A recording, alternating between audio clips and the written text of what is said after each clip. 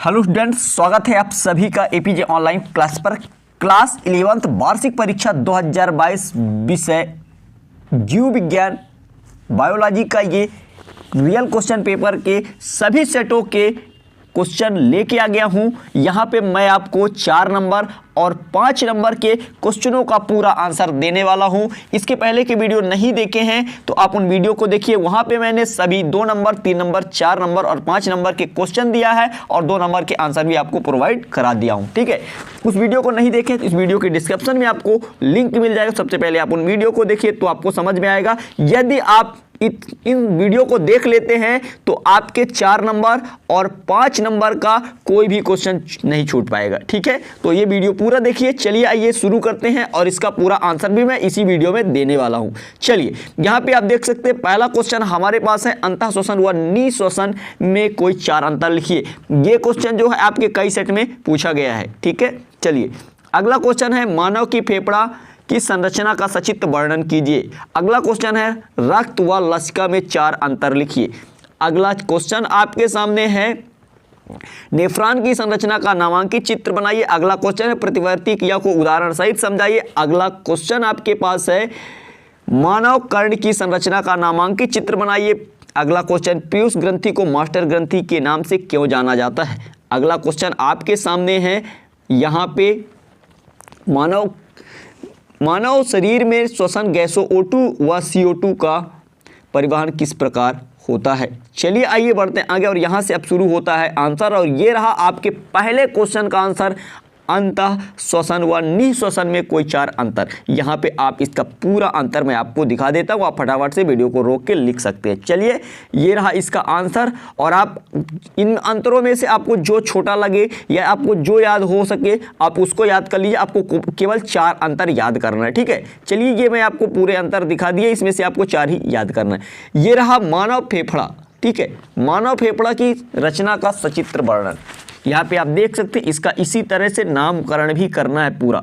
ठीक है, और मनुष्य के श्वसन अंग का भी आता है तो आपको यही डायग्राम बनाना है। ठीक है, चलिए, मनुष्य के श्वसन अंग का आए तो भी यही बनाना है, मानव फेफड़ा का आए तो भी यही बनाना है। चलिए आइए बढ़ते हैं आगे और यहाँ पे ये रहा, रक्त व लसिका में 4 अंतर। ये अंतर आपको अच्छी तरह से तैयार कर लेना है। इसका आंसर ये रहा पूरा और इसी तरह से आपको लिख के आना है। चलिए आइए, या इसको ये भी बोलते हैं, रक्त लसिका में अंतर ना देखिए, ये दे दिया रुधिर लसिका में अंतर, तो वही बात है। ठीक है, चलिए आइए, ये आपको समझ में आ गया होगा। इसके बाद बढ़ते हैं आगे। नेक्स्ट क्वेश्चन, ये इसी का और भी आंसर है, जो आपसे याद होगा आप उसे याद कर लीजिएगा। मैंने इसीलिए इतने सारे अंतर दे दिए हैं। चलिए, ये रहा अगला, रक्त समूह कितने प्रकार के होते हैं, प्रत्येक को स्पष्ट कीजिए। ये क्वेश्चन भी कई सेट में आपके देखने को मिलेगा। ठीक है, ये आप इस तरह से इसको तैयार कर सकते हैं।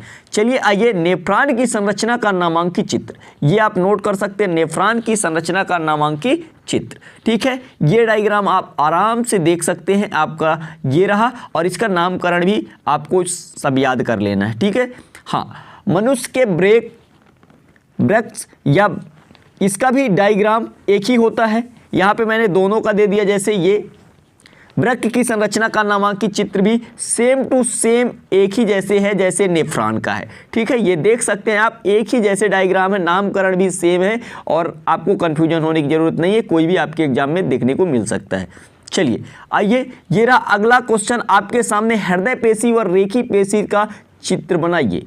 ठीक है, इसका आपको डायग्राम बनाना है और नामकरण कर देना है इस तरह से। ठीक है, आप देख सकते हैं, ये रहा और इसके बाद ये रहा हृदय पेशी का चित्र। ये देखिए, तंत्रिका कोशिका का नामांकित चित्र, ये भी आपको डायग्राम बनाना है। ठीक है, जीव विज्ञान है तो आपका डायग्राम तो रहेगा ही। ठीक है, चलिए ये आप देख सकते हैं इसका नामकरण सहित। चलिए आइए बढ़ते हैं आगे और इसके बाद देखेंगे नेक्स्ट क्वेश्चन हमारे पास है, मानव नेत्र की संरचना का नामांकित चित्र। ये देख सकते हैं, आपको स्पष्ट इसी तरह से डायग्राम बनाना है। ठीक है, चलिए आइए, इसके बाद मानव कर्ण की संरचना का नामांकित चित्र बनाइए। ये आपको मैं दिखा देता हूँ, ये रहा मानव कर्ण की संरचना का नामांकित चित्र और वर्णन करना है। चलिए आइए आगे क्वेश्चन, प्रतिवर्ती क्रिया को उदाहरण सहित स्पष्ट कीजिए। ये रहा आपका प्रतिवर्ती क्रिया का उदाहरण। ठीक है, ये इस तरह से आपको पूरा लिख के आना है। आइए बढ़ते हैं नेक्स्ट क्वेश्चन की ओर। और यहाँ पे पीयूष ग्रंथि को मास्टर ग्रंथि के नाम से क्यों जाना जाता है, इसका भी आंसर ये रहा आपके सामने।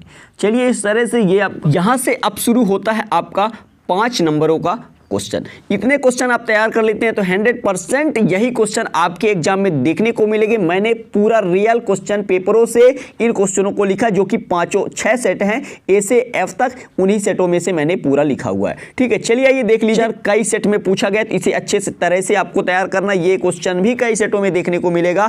आक्सीय व अनाक्सीय श्वसन में कोई 5 अंतर लिखिए। चलिए आइए बढ़ते हैं आगे। और यहाँ पे नेक्स्ट क्वेश्चन है, मानव श्वसन तंत्र का सचित्र वर्णन कीजिए। अगला क्वेश्चन है, ग्लाइकोलाइसिस व क्रेब चक्र में कोई 5 अंतर लिखिए। यहाँ पे आपके जो 5 नंबर क्वेश्चन आएंगे उसमें अंतर ज़्यादा पूछे गए हैं। यहाँ पे आप देख सकते हैं अगला क्वेश्चन ये आपके सामने है, मानव वृषण के कोई 5 कार्य लिखिए। अगला, मानव मस्तिष्क के कोई 5 कार्य लिखिए। अगला क्वेश्चन आपके पास है, मानव हृदय की संरचना का सचित्र वर्णन कीजिए। ठीक है, यहाँ पे RH रक्त की विशेषताएं लिखिए। यहाँ पे चक्री व अचक्री फास्फोरस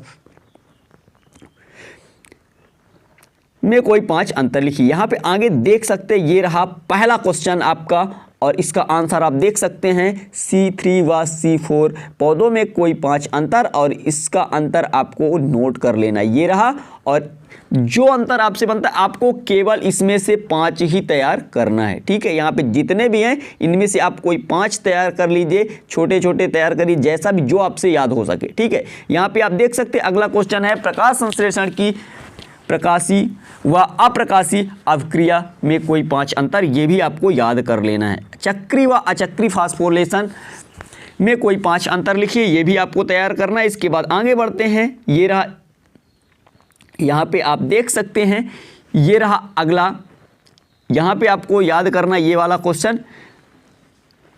ठीक है, ग्लाइकोसिस व क्रेब चक्र में कोई 5 अंतर, ये आपको पूरा तैयार करना है यहाँ तक। ठीक है, और इसके बाद आगे मैं आपको और दिखा देता हूँ। यहाँ से है ये आगे, ये रहा, जो आपको सही लगे, जो 5 ही याद करना है। ठीक है, क्योंकि 5 नंबर में पूछा गया तो आपको 5 ही याद करना। मैं पूरा भले ही दिखा दे रहा हूँ, लेकिन आपको 5 ही याद करना है। ये देखिए, आक्सीय व अनाक्सीय श्वसन में 5 अंतर, ये आप देख सकते हैं पूरा, ये रहा। ठीक है, इसको आप आराम से रोक के लिख सकते हैं और स्क्रीनशॉट भी लेके लिख सकते हैं। चलिए आइए बढ़ते हैं आगे नेक्स्ट क्वेश्चन की ओर। यहाँ पे नेक्स्ट क्वेश्चन हमारे पास है, मानव हृदय की संरचना का वर्णन। इसी तरह से आपको डायग्राम बना के आना है। चलिए आइए बढ़ते हैं नेक्स्ट क्वेश्चन की ओर। ये रहा, मानव मस्तिष्क के कोई 5 कार्य। यहाँ पे मैं आपको इसका आंसर दिखा देता हूँ, ये रहा, और इस तरह से ये आपको मानव मस्तिष्क के 5 कार्य इस तरह से आपको लिखना है। ठीक है, चलिए इसके बाद बढ़ते हैं आगे।